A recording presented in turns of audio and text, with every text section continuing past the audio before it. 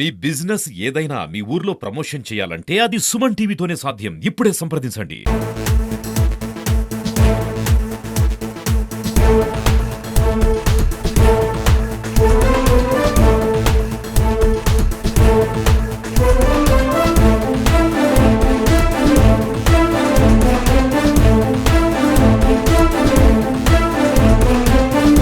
ఆంధ్ర ప్రభుత్వం ఇటీవల ఒక సర్క్యులర్ రిలీజ్ చేసింది. ఆ సర్క్యులర్లో సొంత వెహికల్స్కి మరియు లోకల్ టూరిస్ట్ వెహికల్స్ని 15 సంవత్సరాల నుంచి వాటి యొక్క స్పాన్ ఆఫ్ టైం 20 సంవత్సరాలకు పెంచడం జరిగింది. కానీ ప్రైవేటు విద్యా సంస్థల బస్సుల్ని మాత్రం పరిగణలోకి తీసుకోలేదు. దాన్ని మేము తీవ్రంగా ఖండిస్తున్నాం.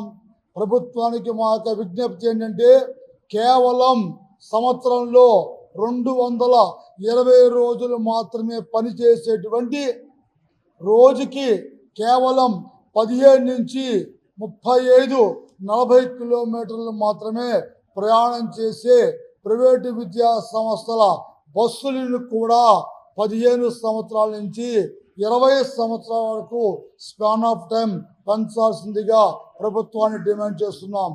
అదేవిధంగా గ్రీన్ ట్యాక్స్ తగ్గింపుపై ప్రభుత్వం ఆర్డినెన్స్ ఇచ్చింది, కానీ ఇప్పటిదాకా ఉత్తర్వులు ఇవ్వలేదు. కనుక దానిని ప్రస్తుత అధికారులు ఎవరు కూడా అమల్లోకి తీసుకురావటం లేదు. కనుక దయవుంచి తక్షణం సర్క్యులర్ ఇష్యూ చేసి ప్రైవేటు స్కూల్స్ తిరిగేటువంటి బస్సులకు కూడా గ్రీన్ ట్యాక్స్ తగ్గించాల్సిందిగా ప్రభుత్వాన్ని మేము డిమాండ్ చేస్తున్నాం. అదేవిధంగా ప్రభుత్వం మా ప్రైవేటు విద్యా సంస్థలకి స్టార్ రేటింగ్ ఇవ్వడం జరిగింది. కనుక ప్రభుత్వాన్ని ఏం డిమాండ్ చేస్తున్నామంటే ప్రభుత్వం ఏ విధంగా అయితే ప్రభుత్వ విద్యా సంస్థలకి కరెంటు నుంచి మినహాయింపు ఇచ్చిందో అదే విధముగా స్టార్ 1, స్టార్ 2, స్టార్ 3 రేటింగ్ ఉన్నటువంటి మా బడ్జెట్ స్కూల్స్ కూడా కరెంటు కేటగిరీ 2 నుంచి 7లోకి మార్చాల్సిందిగా అభ్యర్థిస్తున్నాం. అదేవిధంగా గ్రామ స్థాయి నుంచి జిల్లా స్థాయి వరకు అనేక బడ్జెట్ స్కూల్స్ అతి గొప్పగా ఫలితాలు తీసుకొచ్చి రాష్ట్ర స్థాయిలో 10/10 సాధనలో అగ్రభాగంలో ఉన్న విషయం అందరికీ తెలిసిన విషయమే.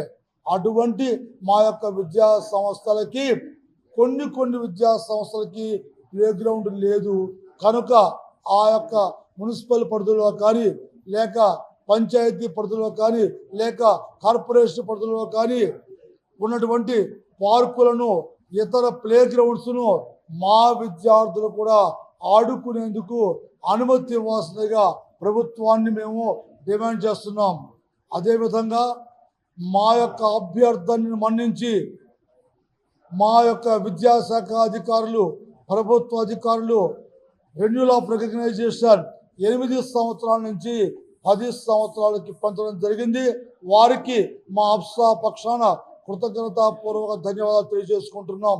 కానీ మా చిరు డిమాండ్ ఏంటంటే ఈ విద్యా సంవత్సరంలో 8 సంవత్సరాలకు రికగ్నైజేషన్ తీసుకున్నటువంటి విద్యా సంస్థలకు కూడా 10 సంవత్సరాల వరకు పొడిగించాల్సిందిగా అభ్యర్థిస్తున్నాం. సార్, మాది ఈరోజు ఇక్కడ సమావేశం ఏర్పాటు చేయడానికి ముఖ్య కారణం వచ్చి ఏపీ ప్రైవేట్ స్కూల్స్ అప్సా స్టేట్ దాదాపు 23 జిల్లాలో ఉంది సార్. మా ప్రైవేట్ స్కూల్లో ఈ యొక్క అప్సా అనేది 40 సంవత్సరాల ముందే ఏర్పడి ప్రభుత్వంతో పోరాడి ఎన్నెన్నో సమస్యలు కూడా మేము పరిష్కరించడం జరిగింది. సో అందులో భాగంగా ఈరోజు కడప జిల్లాలో కూడా మా అప్సా ఏపీ అసోసియేషన్ ఆధ్వర్యంలో ఒక కమిటీని నూతనంగా ఈరోజు ఏర్పాటు చేసుకుంటున్నాం సార్. అందుకు ఈరోజు ఈ సమావేశాన్ని ఈ పత్రిక మీ యొక్క మీడియా సమావేశం ఏర్పాటు చేయడం జరిగింది. సో ముఖ్యంగా ఈ కమిటీ ఇక్కడ ఇప్పుడు మా రాష్ట్ర కమిటీలో ఉన్న ఒక కడప జిల్లా మన రామకృష్ణారెడ్డి గారు కూడా ప్రకటిస్తారు. ఇప్పుడు ప్రెసిడెంట్, సెక్రటరీ, ట్రెజరర్ని ఎన్నుకోవడం జరిగింది.